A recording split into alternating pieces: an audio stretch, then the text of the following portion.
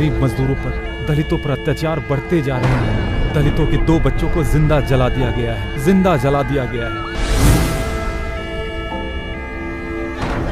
इतिहास गवाह है, जब जब कमजोरों और बेसहारों पर जुर्म हुआ है, तब तब भगवान ने अपना फरिश्ता उनकी लड़ाई लड़ने के लिए भेजा है।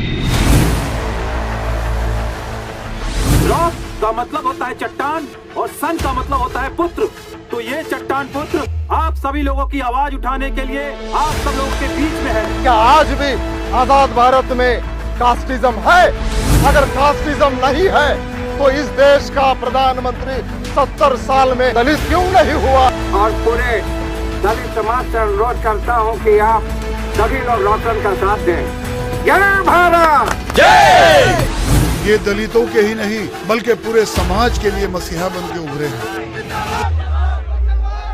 इसने अपने भड़काऊ भाषण में भेदभाव की नीति अपनाई है, अराजकता फैलाने की कोशिश की है। इस पल के बाद हिंदुस्तान का एक एक दलित तहे दिल से तुम्हारे साथ है। ये तो मेरा सौभाग्य है, आप जैसे नेता मुझे समर्थन दे।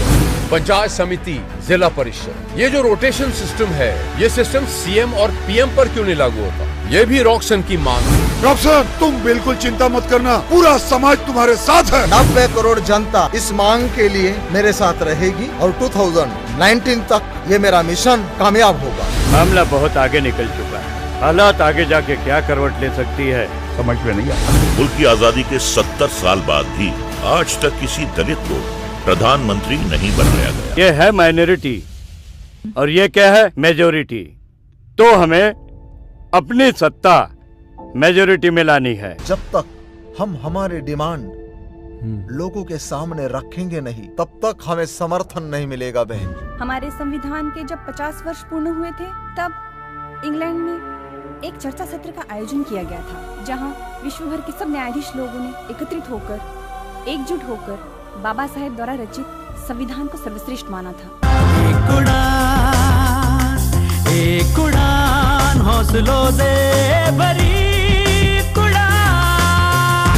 हमारी पार्टी महात्मा गांधी जी और अंबेडकर साहब के विचारों के ऊपर चलती है।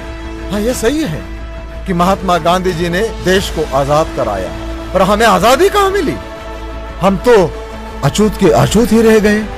हमें आजादी दी डॉक्टर बाबा साहब अम्बेडकर जी ने। महर्षि वाल्मीकि ने रची है रामायण यहाँ, महर्षि व्यास जी ने रचा महाभारत यहाँ, भगवान बिरसा मुंडा ने जलाया दीप क्रांति का,